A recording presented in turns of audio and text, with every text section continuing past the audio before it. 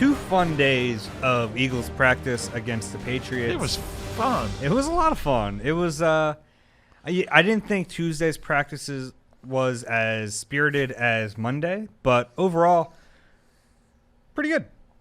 Yeah, Monday was really cool. I mean, it was really high level.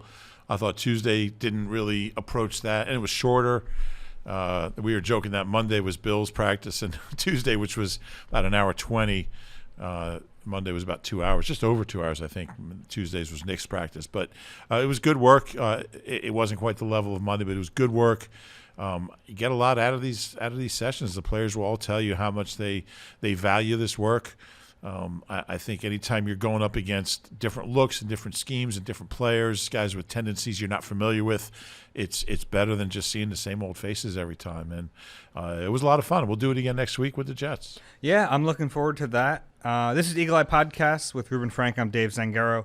It was also good to see our buddies from NBC Sports Boston, Tom Curran and Phil Perry. We'll talk to them in a little bit. Just about it'll be fun to kind of go over what they saw from practice from the Patriots angle. And in addition to that, we'll kind of go through some of the observations from Tuesday's practice. We'll talk about the receivers. We'll talk about the catch of training camp. And at the end, we'll kind of get you ready for the next preseason game on Thursday night with some players to watch. But where should we start? Should we start with DeVonta Smith? That was the big news of Tuesday. You know, he was week to week for a while. Then all of a sudden on Monday he's doing individual. On Tuesday he's back in team drills. Yeah, and he didn't do a ton, but it's a big step. And I was a little surprised how quickly he went from week to week to day to day to individual to team. And that's a good sign. That's encouraging. He needs this work. And, you know, it's easy to say, well, he's a Heisman Trophy winner. He can walk on the field. No, I mean, he needs this work. Yes, he played with Jalen 3 years ago, but no, he needs reps in this offense, and he's starting to get them today. Yeah, and I even asked Nick Sirianni, would you like to see him in the preseason? He said, yeah, like I think that's valuable. And I think I asked DeVonta too, and he said he wants to play. I don't know if Thursday is going to happen, but either way, I think next Thursday or next Friday against the Jets will. I think he needs at least a few snaps in the preseason. Yeah, Nick would not have answered the way he did if he wasn't going to play in the preseason. And his answer surprised me. Sometimes he surprises you with how honest he is. Mm-hmm. A lot of coaches, he hasn't gotten that beaten out of him yet. He hasn't. I'm sure he will. But like a lot of coaches say, well, you know, ideally, yeah, you like to, but you know, but he was like, yeah, he needs to be out there. He needs to play. So I think he's well on his way to doing that. I doubt he'll play also against the Patriots Thursday night, but I would think he'll get a full load. It's going to be a longer week with the game on Friday, and you know, he's going to have 3 real good, solid weeks of practice before the opener, and that's great for him. Yeah, we have to talk about the receiver position in general because with him, there's so much going on right now. Quez Watkins has kind of taken over this training camp. DeVonta Smith is back, and not to be shortchanged, Jalen Reagor goes out today, and I can't stop watching this play. I close my eyes. I'm going to see it tonight when I go to sleep because it happened right in front of me. No, that's a little weird. It's a little weird, but it was great. He had what we thought was the catch of training camp a couple weeks ago. Wait, can we just go back? Just you go to sleep thinking about training camp? Sometimes, yeah. Okay. Yeah, I know. It's not good. I shouldn't have admitted that to you. No, but it's really scary. But anyway, yeah, it was remarkable. It's unbelievable. And this is, you know, he had one similar to this a few weeks ago, but this one was even better. And this is going against another team's player. He posterized them. If you haven't seen it, pause this right now. Go find it. You can go to my practice obs. It's in there. And go watch it. That's how good it is. It was unbelievable. Now, the skeptic in the crowd, and there's a bunch of them, we're going to say, well, let's see him do it in a game. I get it. But if you don't do it in practice, you're certainly not going to do it in a game. Yeah, and you can probably count me in that, skeptical group with Jalen Reagor because he has put together a number of good days now, and it's great to see. It's encouraging, but I'm kind of in the camp that until I see him do it in a game, I'm just not going to believe it. And, you know, and maybe that's not fair, but I want to see him do it in a game. I do think that I like what I've seen from him, certainly. I think we first started talking about him late last week. We were like, wow, he's made some strides because this camp started out so poorly for him with the conditioning test, and but he's confident. And you don't make a catch like that like he made today if you're not confident. And And if you weren't, that'll help you get some confidence real quick. That's true, but you don't even think about making a one-hander like that if you don't really believe in yourself. And I think I feel like I don't want to get carried away with him because it is practice, but there's something in his mentality that's changed. He just seems focused on the task at hand and not extraneous. He's a kid that's, I think last year was distracted by a lot of things and his mind was elsewhere. I don't sense that anymore. I think his mind's on football. I should say his mind's on ball, as they like to say. And it's showing. He's showing up. And it's not just the crazy one hand count. I mean, he's made play after play after play. He's been really good. I almost feel like, Quez kind of raised the bar and Reagor's like, whoa, I gotta keep up with the Watkinses. And I always hate. He's done that. Sorry, I'm going off on a tangent. But I never do that. Yeah, I know. I'm allowed to have one here or there. I always hate when a guy will pluralize names. You're talking about the Jason Kelce's and the Fletcher Coxes. Then you're trying to transcribe that. You're like, I don't know how to do this. Are there apostrophes? And there's only one of them. I know. There's only one Fletcher Cox. Yeah. I mean, there's a lot of those. Yeah, but yeah, I understand that. But yeah. But I think you're right. I think Watkins has kind of raised the level of play. We thought it was going to be DeVonta Smith doing that for Jalen Reagor. If it happens to be Quez Watkins in training camp, fine. So be it. It's funny, DeVonta Smith, we talked to him after practice, and he said, we're all leaders, which is always something that irks me because y'all can't be leaders. Then there's no followers. But I get what he's saying, is that this is such a young group that I think there is something like that. Like Quez goes down and has a big day. Jalen Reagor is like, well, I want to have a big day. Or DeVonta Smith is like, no, I'm a number one pick. I want to have a big day. And I think we've seen that from especially those three.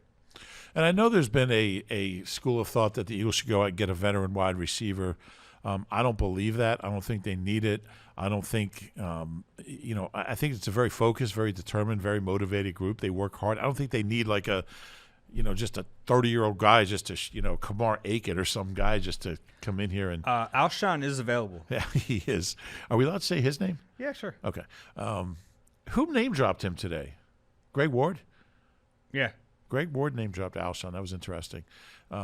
But yeah, I really like the fact that this group, they're all young and they're all hungry, and I think they all kind of have their head screwed on the right way. They're just a very serious-minded group. They push each other. There's no yahoos in the group. They're really on the whole roster. There's not a lot of those guys that you wonder about. Let's keep the young guys away from him. It's just a good group of guys. And in that wide receivers room, I mean, everybody's young, everybody's hungry, and they're all pushing each other. And I think they're all very close. They talk about, if one of them has a question, they all, they're all helping the other guys, and after reps, they all help each other. It's hard to do that. They're competing for jobs, and playing time, and playing time as well, and they're all supportive of each other, and it's a very healthy, competitive situation. Yeah, I was really curious as DeVonta came back in the team drills today. He didn't take all of them, but I wanted to see how they would line up, and it was a good glimpse into what I think we might see opening day. Honestly, it was DeVonta on one side, Jalen Reagor on the other, Quez Watkins in the slot where he's gotten a lot of work. Now, we've talked before, and I really like the idea of Reagor inside more, but I think those guys are going to be transferable. But right now, I think those three are their best receivers. They need to be on the field. Yeah, I think those three have separated. I think when camp started, and I think Fulgham's had a better couple days. Mm-hmm. He had a really J-Jaw has too, by the way. J-Jaw had a good day today. Very good day. J-Jaw had a good day. We'll do an entire segment on J-Jaw later. I wanted to tweet out that he had a nice day because I thought it was fair, and I can't. You can't do it. You can't do it. Yeah, you can't do it. But he got in the end zone. But twice. Twice, yeah. But yeah, we've been fooled before. But that's why with him, when you say like Reagor, you want to see a transfer, but we haven't been fooled by Reagor before. Last year, I don't really blame too much. Yeah, he had a lot going on last year. So, but I'm with you. I think those three are their best guys, and I do think you'll see Reagor in the slot and Quez outside as well. But however they line up, those three are going to be on the field when September 12th rolls around and the season begins. And then they'll mix in. I think Greg Ward's still going to play. There's still a role for him, and we'll see which Fulgham shows up for the regular season. But that's what you got, and it's such a young group. I mean, you think about it. Reagor has 31 career catches. Quez has 7. Obviously, DeVonta has none. So your top 3 wide receivers have 38 career catches. And if you even throw Fulgham in there, he has 38. They still have fewer than 70 among the 4 of them. I said between the 4 of them, among the 4 of them. Going back to high school English, among and between. But it's an interesting group, and it's you can just see him getting better. I think since camp started, we really haven't seen DeVonta do much, but Reagor's gotten better. Fulgham's gotten better. Quez has certainly gotten better. Quez is just, every time you look up, he's making a play. He looks. He's confident too. Yeah. I don't know if you heard him jawing back and forth with Jalen Mills during one-on-ones. Yeah. Jalen was, Jalen. That was the least surprising thing of these joint practices was Jalen Mills talking trash. Quez went right back at him. Like, I'll paraphrase here, but he's basically, I'm not a rookie anymore, man. Like, I'm a better player than the guy you remember from last year, and he is. Yeah. Yeah. It's been something to watch. And I wanted to bring this up because you mentioned there's no veteran in the room, and I agree with you. They shouldn't bring in a veteran just to do it. But bringing in Eddie Royal, who Nick Sirianni kind of mentioned today and kind of brushed over it, as he's a coaching intern. They had Jason Avant last year as a coaching intern.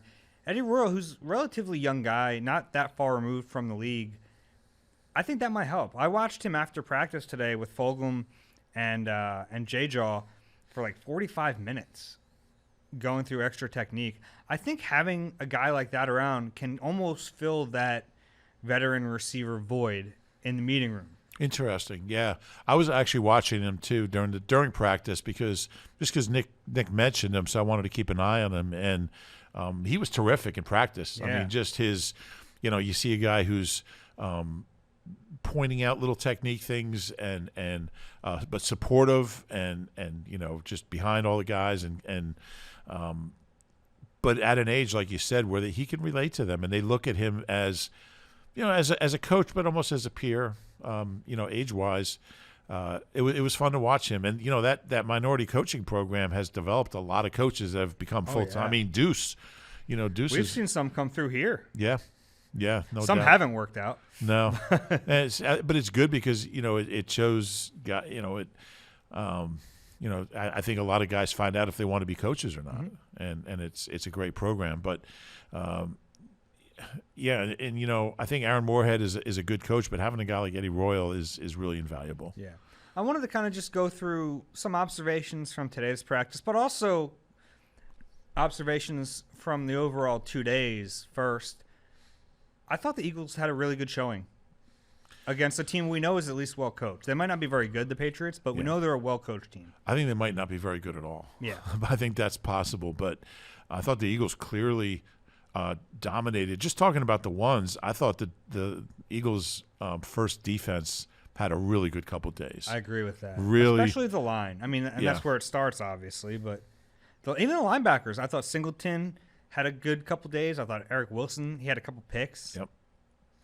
Yeah. Slay looked great. Steve Nelson was clamping. Yeah. It was a good couple days for the defense, and I thought a good couple days for Jalen Hurts. Yeah, and we talked about this in the green room. Do we have a green? This used to be the green room, didn't it? This was the old green room. This and the storage closet there. What was I going to say? Oh, yeah, I think Jalen Hurts is a gamer, and I think in a situation like this with joint practices, he raises his level. He's just now. You'd love to see him practice at the same. And he's practiced at a high level in the just when it's just the Eagles. But he raises his level in games, and he had a good couple days. He's throwing the ball well. He's throwing it with anticipation. I even think he's ahead of where he was 2 weeks ago when we first got out here. Talk about confidence. Yeah, I thought these were two of his better days. Yeah, I did too, and I just really excited to see. When DeVonta gets fully integrated into the offense, then what's it going to look like? Because he's got, he loves throwing to the tight ends. We know he likes throwing to Gainwell. He likes throwing to, Miles. Miles doesn't always agree with it. He doesn't always catch it. But, and now you're seeing him develop that chemistry with the receivers. You get DeVonta out there, and all of a sudden he's got some different guys to throw to here. And I'll tell you, we haven't really talked about Goddard, but he's having a good camp. And, you know, you can see Jalen likes throwing to him and Ertz. Who knows what's going to happen with Ertz. But it's kind of intriguing when you look at the weapons, and we saw them all, other than DeVonta, against the Patriots. Good couple days for the home team. Yeah, and it's funny because in training camp sometimes I have to check myself because you're really, even when there's joint practices, you're watching one team, and you don't want to get fooled. You never want to get fooled by a team that you're covering. And sometimes it's easy to let it happen, but this team might be a little better than I thought. We won't get fooled again. Who's Next came out 50 years ago yesterday, by the way. Oh, wow. Just speaking of that. But, you know, you're right. It's hard to tell sometimes. I think so much of this season just comes down to Jalen Hurts. Yeah. I mean, there's been – and health. Yeah, there's been Eagles teams that I've really liked in training camp that have been bad, and vice versa. But they're better than I thought. And I'm not shy about saying that because they don't have holes. There's no weak links, really. I think when they're at full strength, I know I have questions at certain positions. Sure. You know. Yeah, but there's no glaring. It's not like Avante's out there at CB2 right now. Yeah, or Nate Gary's running around, or Zach Brown's running around there. You know, they've had those guys. You know, I mean, even last year. But yeah, I think if Jalen Hurts does what I expect him to do and what I think he's capable of, there's no reason they can't have a winning record. There's no reason. Yeah, I totally agree. Especially with that. their schedule in this division and. Yeah. Any other obs? I did want to bring up a few new injuries on the report. Derek Barnett, shoulder injury. They also have Jake Elliott with an ankle injury and Javon Hargrave with an ankle. Yeah, the Hargrave one is a little concerning. He's been so good. Yeah. Obviously, they do have some depth there, but he's weak to day to day. He's day to day. Okay. Yeah, they're all three of those guys are day to day, Right. so it doesn't seem like too serious for any of them. Well, how about re-sign Caleb Sturgis to kick Thursday I wonder, night? what if Jake can't kick on Thursday night? Well, Doug would just go for it. Yeah. I'm not sure Nick would. Who do you think the emergency kicker is? Camus gone. Yeah. J-Jaw's a soccer player, right? Former soccer player. Sean Landetta was at practice. He was a punter. Was he at practice today? Sean was at practice today. I didn't see him. Yeah. Yeah. It is funny. Sometimes these former players are just like walking around, and some of them aren't super recognizable. And it's just funny because some fans have no idea who they are. Like Jaws was there today. Everyone knows what Jaws looks like, but there were some other guys just like wandering around. And you're like, no, that's not. Well, it's funny because somebody tweeted to me about Mike Quick last night, and I was tweeting how incredible a career he had. When you look at 83 to 87, he was the best receiver in the NFL.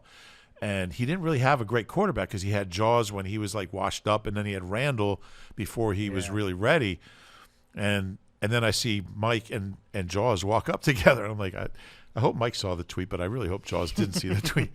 But and then I was standing in practice talking to Harold, and congratulations to Harold, the Hall of Famer, and Mike Quick and Sean Landetta. And I'm thinking, there's like 900 career games that I'm surrounded by here. It's pretty cool seeing all those guys. But anyway, I don't know. I don't know what you were saying. So I just got off on a tangent about Mike Quick. What a career. I like the. I don't know. We started there, and you ended up Mike Quick. Great career. If he played on grass, he'd be a Hall of Famer. It is always a shame. Yeah. What happened to his career? Anyway, Yeah. Any other observations from these two practices before we talk to the Boston guys? No, you can see why Nick. Here's one thing. You can see why Nick, as a rookie coach, a lot of rookie coaches don't want to do these. Because I remember Doug saying in 2016 he didn't want to do them because he just wants to spend the entire training camp on installing his thing, making sure his guys know his thing, not being distracted by other teams. But you can see why Nick likes him. Yeah, you can get Doug's philosophy. Like, I get it. Yeah. But we were both impressed by how quickly Nick's guys seemed to pick it up. Yeah, it was an impressive couple days. I'm looking forward to the Jets. Hey, score big with the AAA Eagles MVP membership, along with superb roadside assistance and discounts you've come to expect from AAA. Get exclusive Eagles-related perks. For details, visit AAA.com/Eagles. Hey, welcome back to the Eagle Eye Podcast. Reuben, Frank, Dave Zangaro. We bring on our friends from NBC Sports Boston, Phil Perry and Tom Curran. All right, so this is the best. I've known Reuben for a long time, and Reuben reaches out to me last week. He goes, how long the Patriots been practicing? I'm like, well, they're usually pushing 2 hours, 2:15. Reuben goes, they might be out there by themselves for a while because we've been 75 to 90. So it's kind of almost like they split it with these practices, a little shorter that way. today.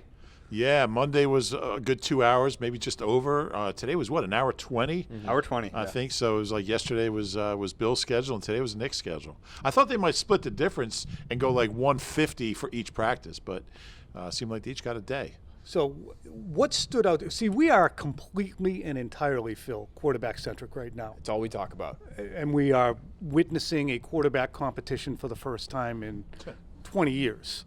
You guys... It was the last one because Bledsoe and Tom never had competed. One. So who did Drew? It was like Tom Drew Ramsey against and Tom Scott Sequels.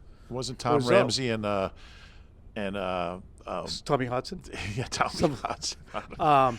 But you guys have had to take the quarterback temperature on the regular down here for decades, ever since Donovan McNabb, right?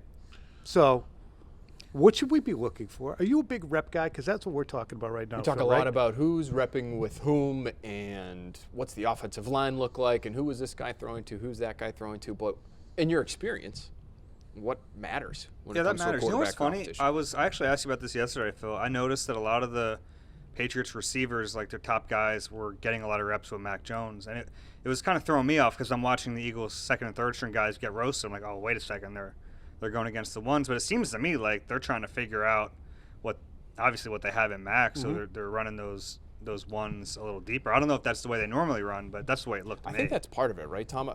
Part of it is they would just want to see everybody with everybody. But I think for a long time they've just kind of rotated the weapons through the backs and the tight ends and the receivers. But it's the offensive line that we've really focused on and said, well, it does matter what kind of chemistry Mac Jones is going to be able to develop with that first-team offensive line if he's the guy that's out there, or vice versa with Cam Newton. And so that's really what we've focused on. But I don't know if the Patriots really care all that much. I think they try to analyze these guys in a vacuum as best they can. And they want to kind of waterboard him a little bit, give him as much as he can take and see how long he can take it. And he's done really well with that. What I want to ask you, Reuben, is what was the progress of Jalen Hurts? Was Hurts a rookie last year? It was a rookie last year. Okay, this is Second-round great. pick. This is a great conversation because it's an Alabama product who went to Oklahoma. How did he look in camp and coming out of camp in terms of command? Because they're similar, although obviously dissimilar in the way they play. You talking about last summer as a rookie? Yeah. Did you come out saying, all right, this guy can play quarterback if Wentz poops the bed? No. I think I think it goes back to he's such a gamer. I don't think he had a great training camp last year. He would make a wow play once in a while, but Carson was so at that point. I mean, he's coming off a good year. I mean, are we allowed to say his name in this joint? Oh, I didn't think of that. We have a Call him rule in our C-Dub. podcast we're not allowed to say his name anymore. Wow. See, if I said his predecessor, they'd be confused. They'd be confused. So All right, I'll give you a pass. I thought I'd get a Give you mulligan pass on that one. This But is anyway, this is red tape. We had a waiver. You've got to keep it simple with us, waiver really, is what it boils down to. There'll be paperwork later, but yeah, I mean, he was so. I mean, there wasn't even a thought about can this guy play because the other guy was coming off 4 years where he was the guy and there was no. At that point, there was no sense that So I thought we kind of thought Jalen was a great athlete, kind of just finding his way. But when he did play, he did some good things. That wasn't until late in the year. It was a little eye-opening because we hadn't really seen that from him in practice. I had no idea how good he was. His throws this week, and Dave, you said He's come so far. Yeah, his throws this week, he has been. He's been very the good. best quarterback, as Dave said, and I think they harried him a little bit on Tuesday, made him run around a little bit, but he's had some ridiculous throws. Phil, you do so much of our draft stuff, so you got Hurts, obviously a gamer, comes from Alabama, goes to Oklahoma, has great success. I wonder how much of the Alabama experience prepares these guys, like whether it's Hurts or Jones or even DeVonta. I think it must help them in terms of just the ability to prepare and treat it like a profession, because that's what they're doing in Alabama. It is a pro team for all intents and purposes. That's a pro program that they have down there. So I think that must help. They've changed a little bit in terms of their offense over the last few years. I mean, they're constantly cycling in and out these offensive coordinators. So, Mac Jones got to work real closely with Steve Sarkisian, who has NFL experience. I'm sure that helps him in some ways.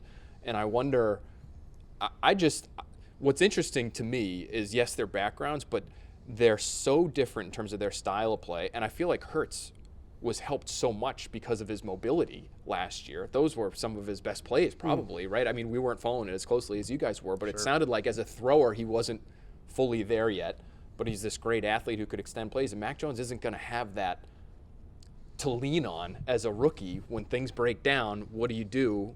Can you move around even a little bit when you panic? We've seen it a little bit, but not to the extent of Hurts. So how much of the mobility factor was critical to Hurts? It was last a big year, deal. And that, as you guys were talking, it made me think about it a little bit, because before he who shall not be named, you guys who shall not be named got traded, we were kind of getting ready for a position battle, and I was wondering, how's this going to work? Because you have one guy who's a pocket passer, one guy who relies on his legs, and to an extent, that's kind of the battle you're looking at.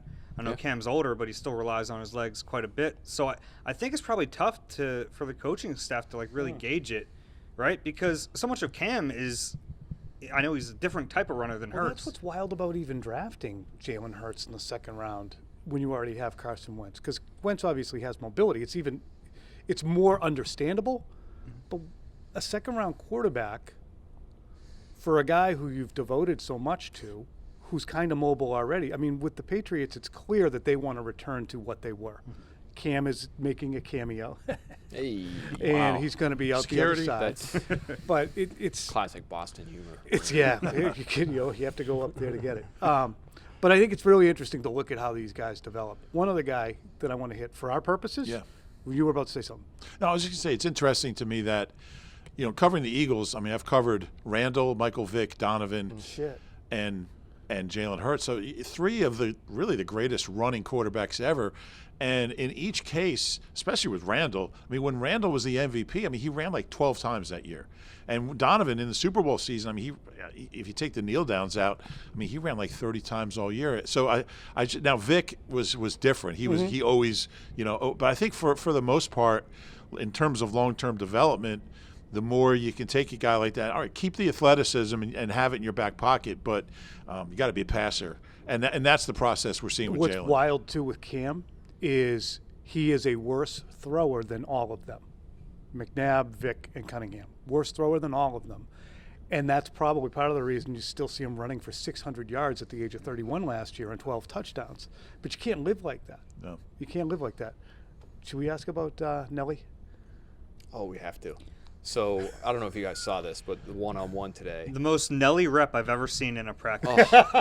Go through it then. Yeah, I mean, doesn't it define? Yeah. So this is what happened. Tell us why. He undresses Darius Slay on a one-on-one rep, wide open, drops the ball, walks over and kicks over the trash cans. I didn't even see his number. I knew it was Nelly. It was the most Nelly thing I've ever seen. And we love Nelly. He's a great guy. But he's always been in his head. Always. I mean, back in 2016, he had this. I always bring this up. He had this white erase board in his locker, and I walked over. I was like, Nelly, what are you doing? Tracking drops during practice. Oh man, I don't think that's a good idea. And he was awful that year, and he ends up, next year he has a great season. So he has a talent. He's just he seems to get in his own way. I mean, he had such a good year last year for the Raiders, and a lot of it was on, I think he averaged over 18 yards a catch. So a lot of it was on these over-the-shoulder passes. And what we've noticed, I don't know if this was true of him here in Philly, but what we've noticed is, until today, and he had that bad drop that was really right in front of him, any of us could have made that catch. It's the balls that are over the shoulder down the field that he seems to have more trouble with. I mean, we've seen him pluck out of the air 90-mile-an-hour fastballs from Cam Newton with no problem, but if Mac Jones puts one on his hands from 40 yards away, it bounces incomplete. One thing I've learned to do is never try to figure out Nelly. And here's a kid who, in the Super Bowl, in the fourth quarter against the Patriots, caught 3 straight passes for first downs on the game-winning drive. I mean, that's never happened before. I looked it up. Nobody's ever had 3 straight first down completions on a game-winning Super Bowl drive. It's never happened. It's hard to believe you looked that up. I know. And he was 9 for 84. Nugget. I mean, they don't win that game without him. Yeah. And then you see him in practice, and he's trying to understand Nelly. I'll never do it.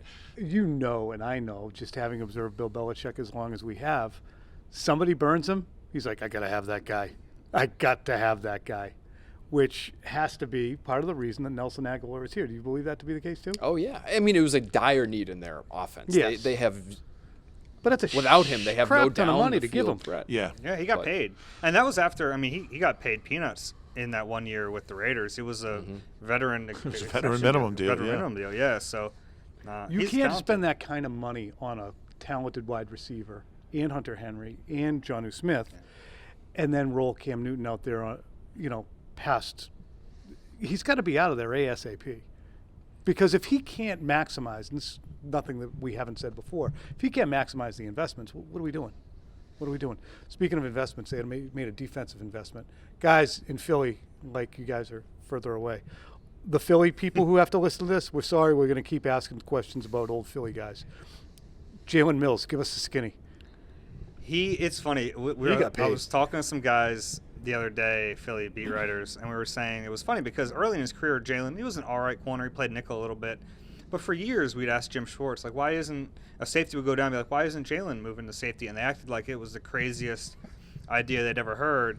And then his rookie deal runs out. They sign him for a 1 year deal as a safety, and all of a sudden it made sense. I think he's limited as a player. He's limited as a corner, especially. I think as an outside corner, that's not where I would play him. I think he can get some nickel reps. I think he can play in the box as a safety. He has skills that translate, but just lining them up and saying, like, here's our left corner or whatever, I wouldn't do that. Just because of the speed? Is it speed? Yeah, he's one. I mean, he's one of the better red zone corners Oh, yeah, I've 'cause seen. he's tough. He's because you physical. don't need wheels down there, and he's tough and he can track the ball and he's smart and he's a gamer, but he just can't run. So, I mean, it's really a very specialized skill to be a red zone cornerback. But you saw in the Falcons playoff game across the street from us.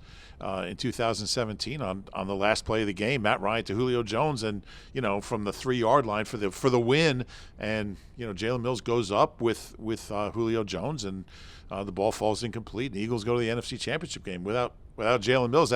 But a double move, forget it. Julio's It's gone. funny you talk about that, because I hadn't really realized that play.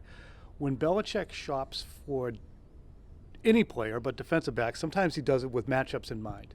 And I wonder if he looks back at that Julio Jones play, or because he drafted the kid Joanne Williams, who's 6'3", from Vanderbilt, and he's very befuddled out there. He needs a GPS. But when I'm going to steal that, Tom. I like when that. he's out there, it's like he loses track of people. And I think his idea was, we're going to put him on the A.J. Greens and the Julio Joneses and all the DeVontas. Well, and think about all the tight ends that might not, nobody has Julio Jones' skill set, but are similarly sized, right? Belichick signed them all. And he signed all the tight ends Yeah. now, you're right. But if you're going to be playing Travis Kelce in important games, ideally, you got to have somebody to match up. And they tried Juwan Williams on tight ends last year, and it didn't work all that well. Maybe it's Kyle Duggar. Maybe.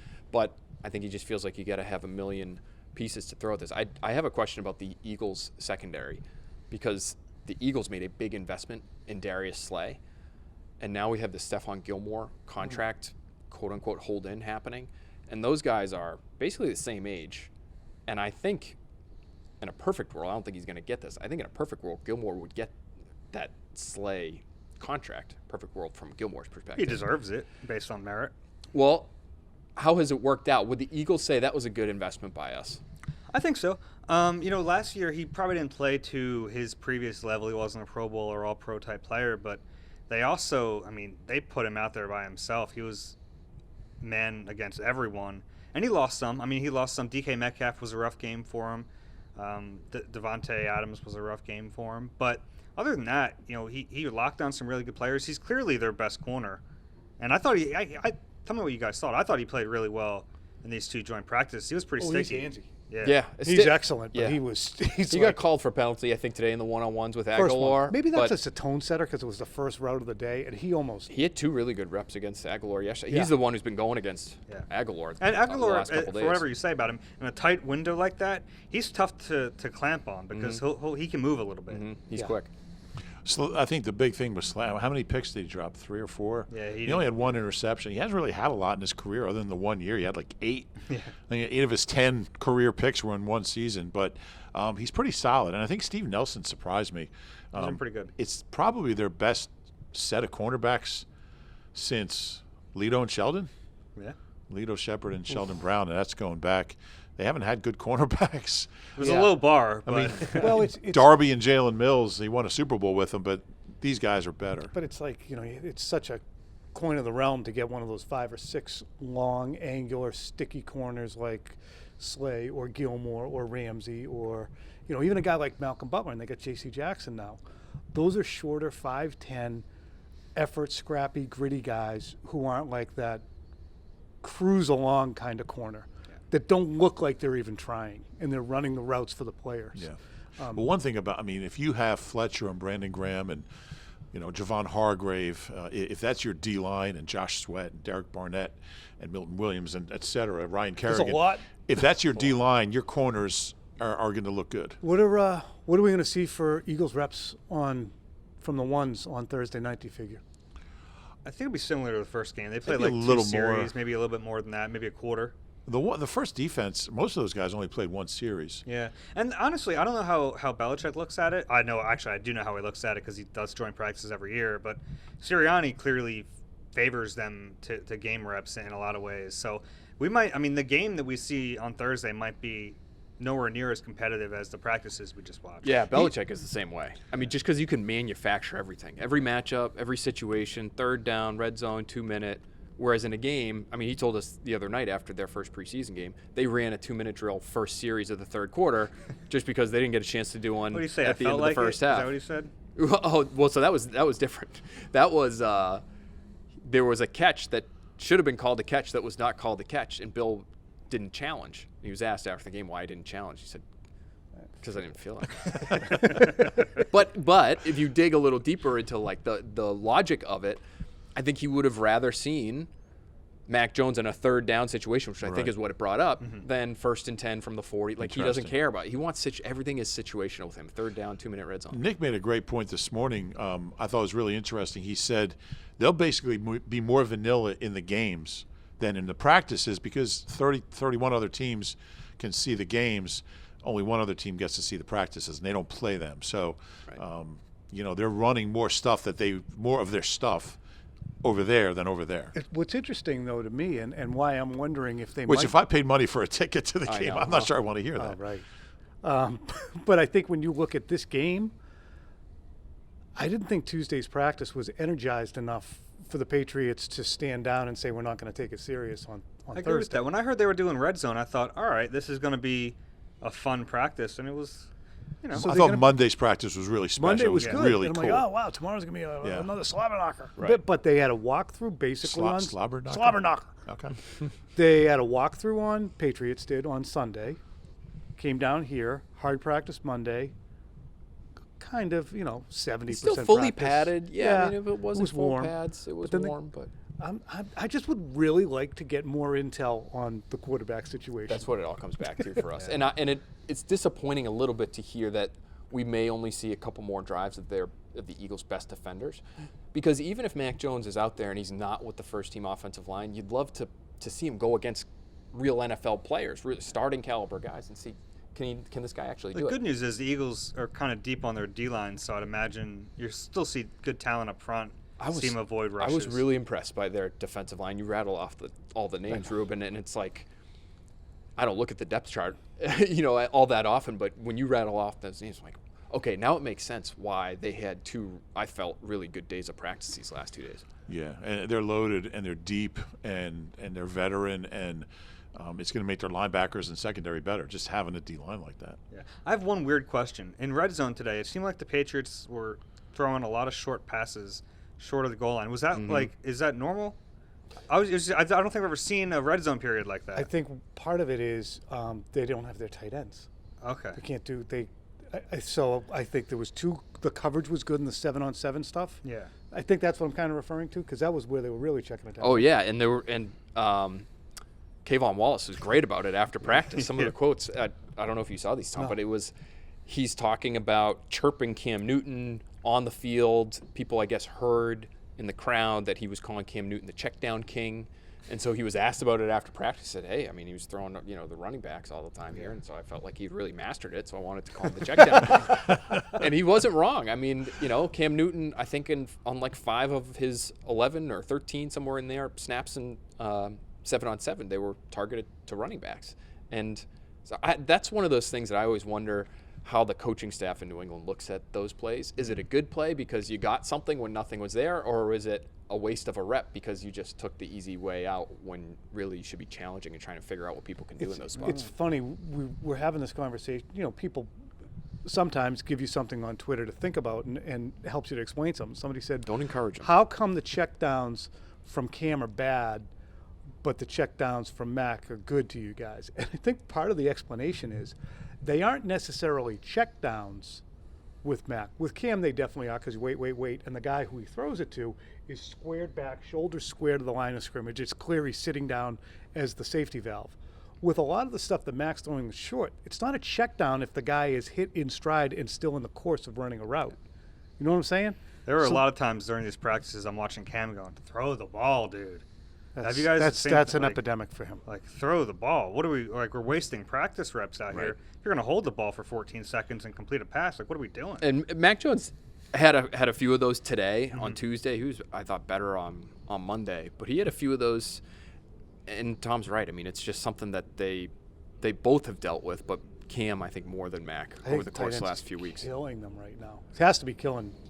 I honestly don't know what they're going to do in this game because they have one tight end right now who's healthy. And you can't play him the whole game. Josh Perkins is available. Was he okay? Just released. Lacoste? He was not. He did not practice today. He was, for those listening, he was the guy who got hit by Derek Barnett on a kind of a bang. And they're all listening. Risky. I hope they're listening. Barnett's hurt. They're like, we tuned out a while ago, man. We're not. I think Barnett might have gotten. Did he get injured on that play? He has a shoulder injury. Get out. Yeah. Oh, wow. I'm guessing he was on he's that day to play. day. It doesn't seem like anything major, but he definitely hit him with a shoulder. It was a hard collision. I mean, it's funny because all these the Eagles have had kind of light practices. They haven't tackled to the ground. So hearing that crunch for the first time in a new season, it woke me up a little bit on Monday. Dave's been having trouble, falling asleep during practices. That was good. Way to stay engaged, Zeke. I think we've gone as far as we can go. Yeah. Do you got a prediction for Thursday night? Of course, we have to make a prediction. Who's the favorite? I think somebody sent me a line. I think the Patriots might be favored by 1.5. I'm going to go 22-13 Eagles. I think it's going to be a big win for Philly. Big win for Philly. Yeah, big. I got 23-23. Tie. They can end in a tie. I like that. Ends in a tie. That's the well, nice it could thing. always end in a tie. We don't have to. Just without overtime. That's true. Right. Yeah, What's no the total overtime. on this game? I don't know. We'll have to find that out. Please don't bet on this game. Take the under. I don't know. Dave's If you're thinking of betting on these listeners. games, Please, guys, don't listen. Next time we Don't do this, listen we to should do them. this at the Cask and Flagon or something. Is that still there? By Oh, yeah. Fenway? Oh, yeah. Sure. We'll do it at the Cask and Flagon. Yeah, we got one down in Marshfield now. You got one Really? up in Fenway. Yeah, so we'll take care of that. I love that idea. Good. Do you like it? yeah, it was all right. That's okay. All right, thanks. Goodbye, Jeff. Philly people. Thanks, boys. Say goodbye, Boston people. Bye, Boston people. See ya. It's been a year full of uncertainty, but one thing is certain. Independence Blue Cross can help you make the healthcare decisions that are right for you. Choose coverage you can count on with the region's strongest network. Independence Blue Cross. Learn more at ibx.com. Always love talking to the Boston guys. They're a lot of fun. How long have you known Tom Curran? He's been covering the team forever. Forever. Yeah, I mean, I don't know, 25 years? Yeah. It's all a blur. When you go back past, like, Chip, it's all a blur to me. Yeah. And Phil's great, too, so follow their work Yeah. up there at NBC Sports Boston. That's a fun conversation. And they agreed with us that Jalen Hurts was easily the best quarterback on the field. It was interesting to hear their perspective because you wonder if we're like, I don't know, not biased, but if we just because we see him every day and we're focused on him. I was trying to watch as much Mac Jones and Cam Newton as I could, but yeah, it was really validated what I thought and I think what you thought. Jalen Hurts is playing well. I like that they agreed with me on the Cam stuff because there are times during these two practices where I'm like, dude, throw the ball. Like, Yeah. no one's getting anything out of you holding the ball for 10 seconds. Yeah. The defense isn't. Neither team. Offense isn't. I'm certainly not. I'm not judging that as a touchdown, 10-second play. Yeah, he was MVP. Yeah, it's amazing. And obviously, legendary in that short window. He was incredible. 3-time Pro Bowler, MVP. Went 15-1 Super Bowl season. He was great. But yeah, he's not that old. What is he? 31, 32? 32, I think. Yeah, but he's. It'll be interesting to see what happens. I'd be surprised if they. I would think Mac Jones would be the starter. Yeah, I mean, based on what we've seen, that team doesn't look great. Yeah. I mean, of course, we're seeing 2 practices, and like the guys mentioned, they were without their tight ends, which is a big deal. They obviously spent a lot of money on those guys, but whenever you draft a quarterback in the first round, like start the kid, just start him. Yeah. Especially now in today's NFL, start him. Or the second round. Well, no, if the second round you let your former first round pick start for 12 games and then you bench him and then you bring him. Who's that? I don't know. Okay. All right, let's go through some players to watch. I was almost close to docking you a few points when we're talking to the Boston guys, but I'll let you slide. I got a waiver. Yeah, you got a waiver for that. Give me a player. You know how confused they would have been? They would have been real confused. We'll go. I'm just picturing. So if you guys didn't catch what we were doing, they were using. We both use that bit for our own podcast. So you're hearing it on Eagle Eye, but people in Boston are going to hear it on Patriots Talk. And I wish that we would have just left it in because they would have had no idea. Like the Boston guys would have, the fans would have been so confused. Yeah, I'm sure they are anyway. That's probably fair. All right. Give me a player to watch. Kayvon Wallace was having a good camp when he got hurt and missed the Steelers preseason game. He's been back out of practice. I would think he would play. He was practicing fully. I want to see him. He's an interesting kid. I thought he was. He's getting some reps with the ones before he got hurt. He came back quick. I mean, He's. I asked him about that. He said, "I got Wolverine blood." he went from week to week to day to being full go. So, not exactly sure what his role will be, but I'm looking forward to seeing him. Yeah, and in the meantime, Marcus Epps has kind of taken over that. Epsy, Dave. Sorry, Marcus Epps has taken. I'm not calling him Epsy. Has taken over that other starting spot. So I think he's played well. It's not like he hasn't played well, but I like Kayvon's future a little bit more. I think he has a higher upside, so I'm excited to see him. Epps can play though. No, yeah, Epps is much better than people think. I think Jim Schwartz put him in some really tough situations as a young player. Yeah. And we saw that on the field, but I think he's better than what we saw from him in the last defense. Yeah. My first player is Jannard Avery, and I wrote about the Eagles' Sam position, the strong side linebacker. It's kind of like a hybrid, and it looks like Jonathan Gannon really likes it. It's kind of a hybrid off-ball stand-up rusher, and Avery is the top guy at that spot. I don't know if he hasn't really made any plays. No, he hasn't. It's been a quiet summer, but the Eagles put out their depth chart, and he was on the top of. Everyone's like, "What are they doing?" But based on what we've seen in practice, that's fair. Yeah, and I know you won't talk up your own story, so I will. Dave wrote a good piece about how Jonathan Gannon is going to use that position and kind of some of the different candidates for it, and even a Ryan Kerrigan who hasn't really practiced. He's really missed almost all of camp. Yeah. And even before that, he was exclusively a defensive end. Right. So, but it's an interesting name because if those other three guys don't make the team, then it's pretty clear he likes that position in this defense. Yeah. And it's funny because Anthony Barr kind of held that spot in Minnesota, but Anthony Barr is really good. None of these three guys, and we're talking about Jannard Avery, Joe Osman, and Patrick Johnson, the rookie, they're not Anthony Barr. That's a high bar. But, man, I was actually going to say that before I realized it was a hilarious pun. All right, give me another name. I'm going to say DeVonta Smith, and I'm not sure he's going to play. He might. He made big strides. If he does, it probably won't be a lot. But I just want to see him on the field. I'm pretty sure if he doesn't play Thursday, he'll play against the Jets. But I wouldn't mind seeing him for a series. And with these trainers, I kind of feel like they're going to bring him along slowly, but to go from being out to getting some team reps on Tuesday, whether it's this game or the next one, I just can't wait to see him on a football field. Yeah, and I'm also, kind of in practice, we saw how they lined up with him. I want to see what they do in a game as well. My next guy is Milton Williams, who I thought had a really good first preseason game. Kind of bullied some offensive linemen from Pittsburgh. But in this game, and we saw him at practice this week, Trent Brown was giving him a little bit of trouble, which I get. It's hard to overpower someone who's 6'8", 380. And so I'm curious to see how Milton handles that in a game, because we've both been very impressed by him. And in the first game, he exclusively played end, I believe. I don't think he got any snaps inside. So I want to see if they maybe get him some snaps inside as well. Yeah, I think we saw one thing we did see in these couple of days is a couple of the rookies. I'm not going to say they hit the wall, but, I think like McPherson and Milton Williams are two guys who maybe, saw a lot of new things and maybe weren't able to flash the way they have the first couple weeks. Yeah, that's fair. I thought Zach McPherson still flashed at times, but there were also moments where, he gave up some plays. So I thought Gainwell had a good couple of days, though, Yeah. looking at the rookies. But and then Landon Dickerson was really big when he walked past us yesterday. Yeah. Who else you got? Is it my turn? It's your turn. Oh, it's my turn? No, I just said DeVonta. I said Milton. Oh, you said Milton. Okay. See, I don't have my – your this turn. is what happens when I have my laptop in front of me. Yeah, So, one more. Do you remember your last one? The little white piece that comes out of your laptop charger, I lost it. And then I lost another one. So I don't know. That sounds unlike you to lose things. I lost 2 in 2 days.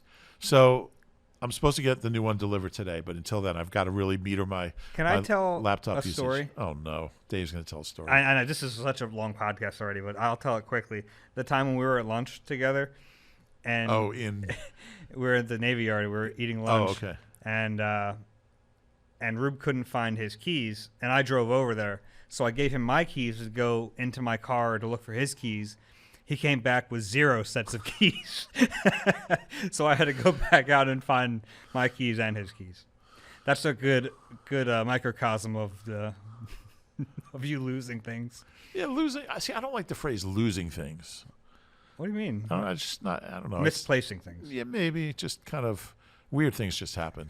All right, give me your last one. Do you remember? Someday I'll tell the story about how I lost my car at Lambeau Field, but that's I do remember my last one. It's Miles Sanders, who didn't play in the first game.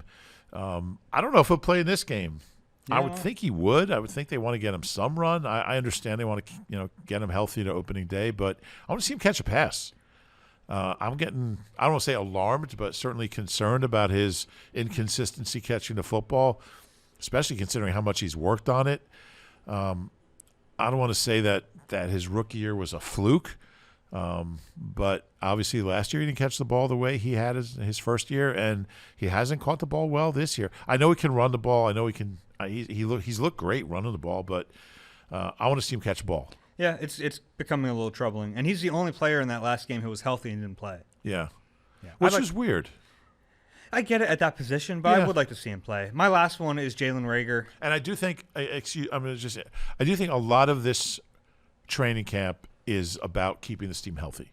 Yeah. The schedule, just everything, the lack of tackling, not padding up as much as they could, all that stuff. Yeah, I agree with that. Jalen Reagor, he's had a few good days here. Let's see it translate into game action. It's one thing to win a one-on-one rep, and there's nothing. I don't want to take anything away from him. I mean, the catches, even the one that's like the non-spectacular ones, have been really good. He's looked really good getting off press. I mean, Nick Sirianni raved about him in one-on-ones before the miraculous catch today. Right. He said he was special in those drills, and he is, and that can certainly translate. I want to see it. What's your gut feeling with him? You think he's got something? I think he's got something. I want to see it. Yeah. The thing with him has been consistency. He has to be more consistent. Right. And the last time he made that great one-handed catch a few weeks ago, he made that catch, and the very next time he got a ball thrown to him, he dropped it wide open. So that kind of showed you what he's been so far in his young career. It's just not steady enough. But he has the talent. I don't think anyone can question that. Anyone who sees that video can't question whether or not he has talent. It's just, can he put it together, and can he be a consistently good player when it really matters? We haven't seen it yet, so I want to see it in the preseason, and I want to watch if it carries over into the regular season games. No doubt. All right, that'll do it. We want to thank Tom Curran and Phil Perry for joining us. That was a lot of fun, and it was a lot of fun to watch the Patriots. We'll be back with you guys late Thursday night for you super late people. We'll have another podcast then. If you enjoy the Eagle Eye podcast, Please rate and subscribe wherever you get your pods. If you're on YouTube, click the like and subscribe button there. For Reuben, I'm Dave. We'll talk to you soon.